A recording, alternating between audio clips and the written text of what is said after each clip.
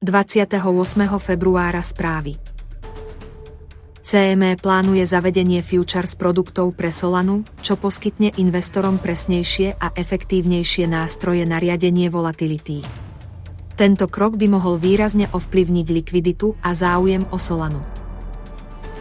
Najnovšie údaje o PCE ukazujú na pomalé znižovanie inflácie, pričom cieľ Federálneho rezervného systému na úrovni 2% zatiaľ zostáva vzdialený.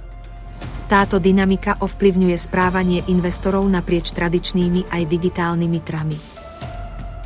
Peňaženky ako Metamask pridávajú funkcie, aby konkurovali etablovaným hráčom, ako sú Coinbase a Phantom. Inovácia v infraštruktúre tak rastie naprieč platformami. Hackerské incidenty nevyvolali výrazné predaje, čo naznačuje potenciálnu odolnosť trhu. Otázkou zostáva, aký reálny dosah tieto útoky majú na dynamiku medvedích trhov. Výskumná platforma Monad úspešne spúšťa testnet s 57 validátormi a plánuje natívnu tokenovú ekonomiku. Tento technologický rozvoj môže priniesť nové spektrum investičných príležitostí. Zvýšená ochrana, najmä pre vysokohodnotné účty, sa stáva prioritou kryptoprojektov. Výzva zlepší dôveru investorov a stabilitu ekosystému.